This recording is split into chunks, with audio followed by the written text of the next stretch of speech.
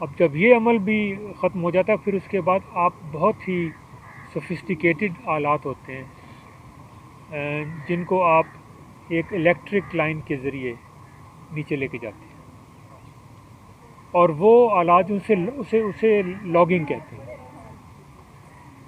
Logging سے آپ اس کی ساری جو فزیکل پراپرٹیز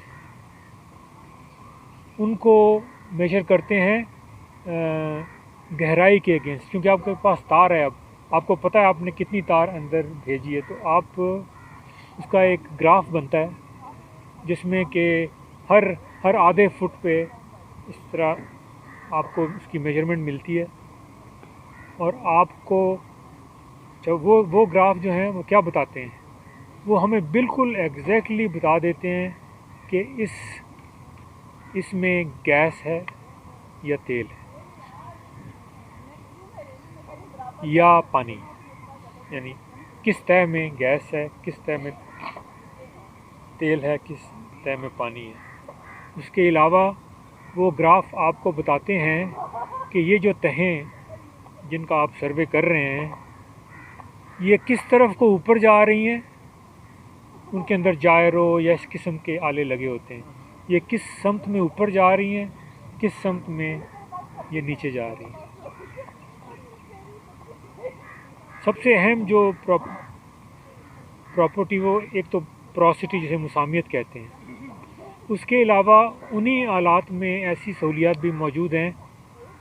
میں نے ایک تیسری پراپرٹی جو آپ نہیں بتائی تھی وہ یہ تھی کہ اگر فرض کیا کہ ایک چٹان میں مسام تو ہیں لیکن ان مساموں کی آپس میں کمیونیکیشن اچھی نہیں ہے، تو آپ تیل ڈسکور تو کر سکتے ہیں لیکن اس کو وہاں سے نکالنا بڑا مشکل ہو جائے گا۔ تو ایک تو مسامیت ان کی ہم دیکھتے ہیں، اور دوسری یہ پراپرٹی یعنی کہ مساموں کی آپس میں جو کنیکشن ہے، اس کو انگریزی میں پرمیبلٹی کہتے ہیں۔ تو ایک تیل کے ذخیرے کی جو چٹان ہے اس کی جتنی زیادہ پروسٹی یعنی مسامیت ہوگی اور اس کے مساموں کی آپس میں جو ربط ہے وہ جتنا اچھا ہوگا وہ اتنا اچھا ذخیرہ ہوگا۔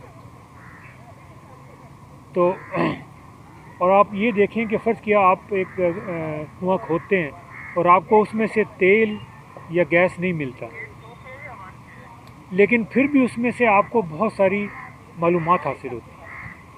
مثلا یہ کہ آپ کو پتہ چل جاتا ہے کہ اگر آپ نے کوئی ایک اور ویل اسی علاقے میں کھودنا ہے تو آپ کس سمت میں کھودیں گے۔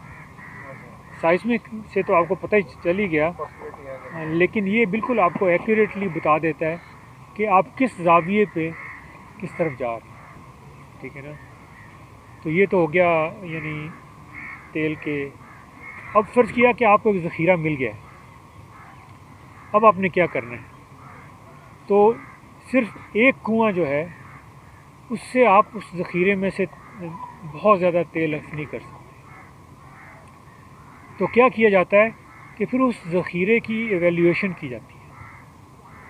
جیسے آپ کو میں نے بتایا کہ اس نے بتا دیا کہ یہ چٹان اوپر کو جا رہی ہے، تو کیا کریں گے کہ اس کے بہت ساری جگہوں پہ آپ کنویں کھودیں گے۔ یہ پہلا والا جو تھا اس کو کہتے ہیں ایکسپلوریشن ویل۔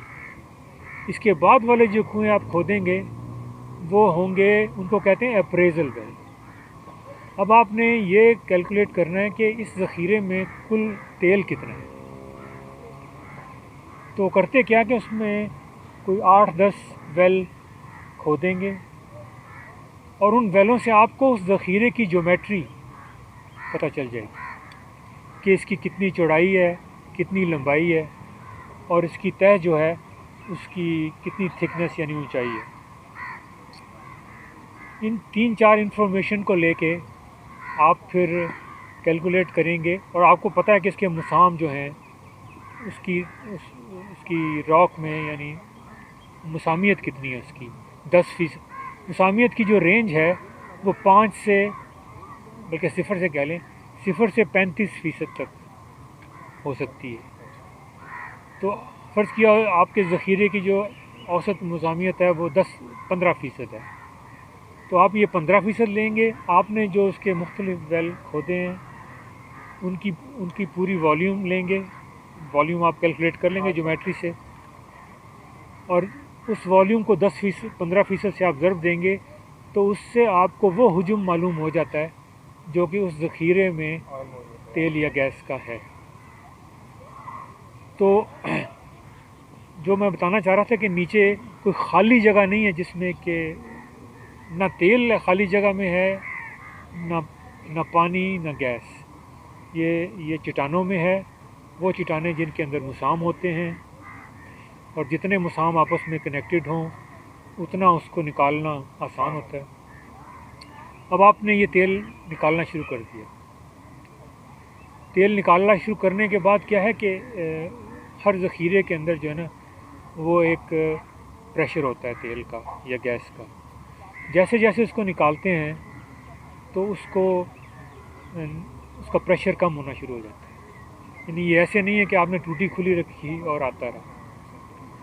اب اس تیل کو جب آپ نکالتے جائیں گے تو تیل کا پریشر اتنا ہو جائے گا کہ وہ باہر آنا بند ہو جائے گا. اس لیے آپ پہلے سے اس کی تیاری کرتے ہیں کہ جب اس کا پریشر کم ہوگا تو ہم پھر کیا کریں گے. تو اس کے 2-3-4 طریقے ہیں. مثلاً یہ کہ جیسے میں نے آپ کو بتایا کہ تیل کے نیچے اکثر پانی ہوتا ہے. تو جب کوئی ریزروائر کمزور ہو جاتا ہے تو پھر کیا کرتے ہیں کہ پانی کی تہ ہے اس کے اندر ویل ڈرل کرتے ہیں اور وہاں پانی پمپ کرتے ہیں. اس کو سیکنڈری طریقے کہتے ہیں تیل کی ریکوری کے. تو پانی پمپ کرتے ہیں تو اس پانی کے پمپ کرنے سے تیل کا جو پریشر ہے وہ مینٹین رکھتے ہیں. اس کے علاوہ اکثر جگہ پہ تیل کے اوپر گیس ہوتی ہے. تو کئی جگہ جہاں یہ مناسب سمجھا جائے وہاں ویل ڈرل کرتے ہیں لیکن صرف گیس تک, اور گیس جو اوپر کی گیس ہے اس کے اندر گیس پمپ کرتے ہیں. وہ دباؤ بڑھاتی ہے تاکہ تیل جو ہے وہ نکالا جا سکے. تو یہ تو تھا میرا یعنی ٹیکنیکل جسے کہتے ہیں حصہ. دنیا کے بارے میں جو میں تھوڑا بہت آپ کو معلومات دینا چاہتا ہوں یہ ہے کہ دنیا میں اس وقت تقریباً 2000 ارب بقیہ جو ہیں وہ 1600 سے 2000 ارب کے درمیان بقیہ تیل کے ذخائر ہیں. والیوم بتا رہے ہیں نہیں, جو زمین میں جو ذخائر ابھی موجود ہیں. کتنے بیرل؟ جی بیرل 16,000 سے 1600 ارب سے 2000 ارب 2 ٹریلین تک. نہیں یہ 50 یا 60 سال جس رفتار پہ دنیا تیل استعمال کر رہی ہے یہ 50 یا 60 سال تک یہ ذخائر چل سکتے ہیں. لیکن اور اس میں جو بڑے ممالک ہیں جن کے پاس تیل کے ذخائر ہیں ان میں سب سے اوپر جو ہے وہ وینیزویلا ہے. اس کے بعد سعودی عرب ہے اور غالباً کینیڈا ہے, اس کے بعد ایران اور روس. لیکن لوگوں کا خیال ہے کہ اس کی شاید ضرورت نہیں پڑے گی. جس رفتار سے دنیا دوسرے توانائی کے میرے بچوں کو بھی کہنا اس اسکول میں یہ بتایا گیا کہ بلوچستان کا تیل بہ کے ایران چلا جاتا ہے. سر یہ شاید وہ ٹیچر مسجد رہی, میرے بچوں نے تھوڑا سا پڑھا ہوا تھا. یہ ہمارے قومی المیہ ہے, بلکہ جہالت کی اتنی انتہا ہے, یہ ہم لوگوں کی ناکامی ہے کہ اب تک ہم بار بار ہر فورم کے اوپر بتانے کے باوجود ایسی جیسے انہوں نے ابھی بتایا کہ نیچے کوئی نہریں تو نہیں بہہ رہی ہے, لوکلائزڈ ہے, ختم ہو جاتا ہے. ایسے ذخیرے ہم دریافت کرتے ہیں جن کو ابھی ہم ٹیسٹ کر رہے ہوتے ہیں اور ختم ہو جاتے ہیں. اور ایسے ایسے ذخیرے ہیں جیسے سوئی ہے 70 سال سے چل رہا ہے اور اب وہ 3-4 سال 5 سال اور چلے گا بس، لیکن پھر وہ بھی بڑا ذخیرہ وہ بھی ختم ہونے والا ہے. تو یہ لوکلائزڈ اور ایک طرح سے فینٹ ریزروائرز ہیں، اور یہ صرف یہاں نہیں، یہ پوری دنیا میں ہے. جیسے امریکہ سب سے پہلے پائنیئرز ہے، ان کے بہت وسیع ذخائر تھے جو انہوں نے ختم کر دیے. دنیا میں اکثر بیشتر ختم ہوتے، اور جب تک ہم نئے ذخائر دریافت نہیں کریں اس وقت تک ہماری معیشت یا ہمارا کاروبار چل نہیں سکتا ہے. یہ سوری میں اگر ان کا نام غلط لے لوں کیونکہ ہم ان کو خالد چشتی صاحب کہتے ہیں. فقیر صاحب سے آپ جانتے ہیں، ہم چشتی صاحب سے، ہم چشتی صاحب کے ہیں. جی چشتی بھی سائیں ہوتے ہیں. جی جی جی تھوڑے بہت تو سبھی ہوتے ہیں ویسے خیر. تو ترقی پسند سارے سائیں ہوتے ہیں. جی جی جی ہاں جی. تو آپ ذرا پاکستان کی تھوڑی سی بریف اچھا پاکستان میں دیکھو یہاں بھی بہت عرصے سے دریافت چل رہی ہے. میں نے جو آخری رپورٹیں پڑھی ہے کہ 1850 1855 وغیرہ کے زمانے سے جب کہ ڈیزل انجن ایجاد ہوئے ہیں اس وقت سے تیل کی تلاش تو جاری ہے نا. اس وقت تو اتنے نون ہمارے پاس ذخائر نہیں تھے، لیکن وہ ڈیمانڈ بڑھ رہی تھی آہستہ آہستہ آہستہ آہستہ، اور لوگ اس کی تلاش کر رہے تھے. تو یہاں کے بھی جو جیولوجیکل سروے آف انڈیا کی رپورٹ ہے جس میں انہوں نے کچھ یہ چشموں کی بات کر رہے تھے جہاں پہ سرفیس سے اس کے انڈیکیشن ہے کہ یہاں سے وہ چھوٹے چھوٹے چشمے نکل رہے ہیں. اس زمانے میں کنسیپٹ یہ ہوتا تھا کہ یہ چشمے جو ہے انہی کو گہرا کر لو زیادہ ہو جائے گی پروڈکشن، یہ ان کو قریبی ڈرل کرو تو ہو جائے گی. وہ بھی ایک تصور ہے جو آج کل وہ اتنا اس پہ تو کوئی عمل نہیں کرتا ہے. ایسے نہیں ہوتا ہے کہ ضروری نہیں ہے جہاں پہ چشمے نکل رہے ہیں وہاں پہ بڑے ذخائر بھی موجود ہوں، جیسے کہ اکثر ویڈیوز سرکولیٹ کر رہی ہوتی ہے. دیکھو جی پاکستان کے فلاں علاقے سے جو گیس نکل رہی ہے کوئی پوچھنے والا نہیں ہے. یہ ہمارے نزدیک آج کل ایک منفی چیز ہے، کیونکہ وہ جو نکل رہی ہے یہ لاکھوں سال سے نکل رہی ہے، وہ تو نکل گئی. ہمیں ذخائر چاہیے ہوتے ہیں، یعنی کہ یہ تو نکل کے ضائع ہو گئی، تیل نکل کے ضائع ہو گیا، جوہرہ عرب میں چلا گیا، وہ اب وہاں موجود نہیں ہے. کیونکہ شروع میں تو ایسے ہوتا تھا، اب نہیں ہے ایسے. وہ سارے نون ذخائر ہم نے دریافت کر لیے اور ختم کر دی، کھا پی گئے. ٹھیک ہے نا. تو یہ بلکہ پہلا ویل کمرشل ویل جس کو ہم کہتے ہیں کھوڑ ہمارا ڈیل ہوا تھا 1916 میں. ہاں تو اس وقت سے یہ پہلے جو پوٹوار کے ایریے جو ہے جس کو ہم آئل پروونس کہتے تھے یہ سب سے پرانا تو یہی ہے. اور کیا میں پاکستان سے پہلے کی ڈسکوریز بھی ہیں اسی ایریے کی ہیں وہ مینلی کھوڑ اور ارد گرد کے علاقے ڈھوریا ہے جو ہے میر وغیرہ ہے اس طرح کے علاقے ہیں. اس کے بعد ایک نیا جو بوم آتا ہے وہ قیام پاکستان کے بعد آتا ہے جو اس میں سوئی کا ہے. یہ ایریا چلتا ہے سمجھو کہ 52 وغیرہ سے لے کر 60 تک کا ٹائم جو ہے اس میں یہ ہماری بڑی بڑی ڈسکوریز ہوئی جس میں سوئی بھی شامل ہے. اسی میں کند گوٹ کا بڑا ذخیرہ ہے وہ ہم نے دریافت کیا. ہم نے اسی ایریے میں ایک ماری گیس فیلڈ ہے وہ ہم نے دریافت کیا، اور بھی کوئی دریافتیں کی اس زمانے میں. اور ہم نے ویل بھی بہت سارے ناکام ویل بھی بہت سارے ڈرل کیے. اس وقت سے یہ جاری ہے کوشش، اور کم و بیش کبھی تھوڑا تیز ہوگی کبھی آہستہ ہوگی، وہ کام ابھی تک جاری ہے اس میں. تو اب پوٹینشیل کے متعلق غلط فہمیاں کچھ پھیلائی جاتی ہے. اس میں لمیٹیشن کیا ہمارے علم کی لمیٹیشن ہے. ہم ٹیکنالوجی میں وہ اویلیبل ہے ہمارے پاس، علم جو ہے دنیا کا وہ بھی ہمارے پاس اویلیبل ہے. یہ گلوبل ولیج بن گیا ہے نا. یہ نہیں ہے کہ علم میں بھی ہم کسی سے پیچھے ہیں. جو امریکہ میں تیل دریافت کرنے کی جتنے بھی تدابیر اختیار کی جاتی ہے کہ جی چشتی صاحب وہ ہمارے پاس بھی اویلیبل ہے، چاہے انہی کی ٹیکنالوجی ہے، ان کی ہی کمپنیز جہاں کام کر رہی ہے ان کے تھرو ہمیں اویلیبل ہے ساری چیزیں، اس میں کچھ نہیں ہے. اب یہ ہسٹوریکلی دیکھنے سے کہ اتنا ریسورس پوٹینشیل ہمارے یہاں غالباً نہیں ہے جس کا پروپیگنڈا کیا جاتا ہے کہ تیل اور گیس کی نہریں بہہ رہی ہیں. ہسٹری ہمیں یہی بتاتی ہے کم از کم، لیکن اس میں حرف آخر نہیں ہوتا ہے. کچھ نئے آئیڈیاز اور نئے کنسیپٹ کے ساتھ ہم نئی ڈسکوریز کرتے رہتے ہیں. اخباروں میں جو آپ پڑھتے ہیں تو چھوٹی چھوٹی ڈسکوریز ہوتی ہے، بڑی ڈسکوری نہیں ہوتی ہے. بڑی ڈسکوریز پاکستان میں 3-4 جو ہوئی ہے وہ اپنی جگہ پہ ہے، جو سوئی ہے، کمکوٹ ہے، قادر پور ہے جگہ، یا اور کچھ علاقے ہیں بڑی ڈسکوریز ہیں اس سائز کی ابھی تک کوئی نہیں ہمارے پاس ہوئی. ٹھیک ہے نا جی. یہ اس میں لگے ہوئے ہیں ہم. میرا اپنا نقطۂ نظر بھی ہے جو لوگوں کو پسند نہیں آتا ہے, کیونکہ وہ غلط فہمیاں ہیں. جو غلط فہمیاں یہ کہ پوٹینشیل بہت زیادہ ہے.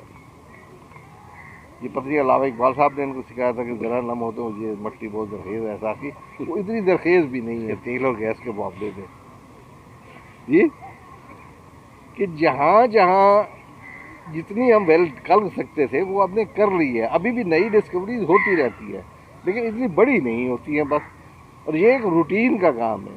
یہ اس کی ڈائنامزم جو ہے آئل ایکسپریشن کی یا آئل ڈسکوریز کی, وہ اسی طرح ہی چلتی ہے دنیا میں جیسے ہم چل رہے ہیں روٹین میں.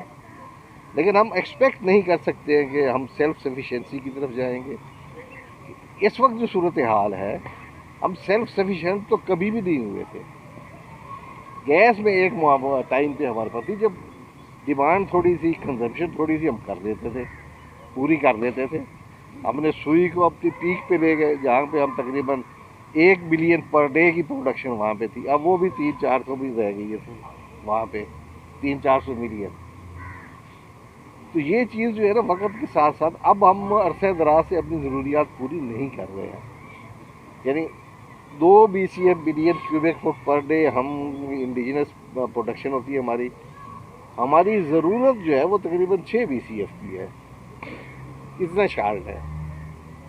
تیل جو ہے ہم 20 سے 25% بھی اپنا پورا نہیں کرتے ہیں جو یہاں سے ہماری پروڈکشن ہوتی ہے, اور وہ دن بدن کم ہوتی جاتی ہے, جبکہ ضرورت آپ کو ڈیلی 4 لاکھ بیرل کی ہے.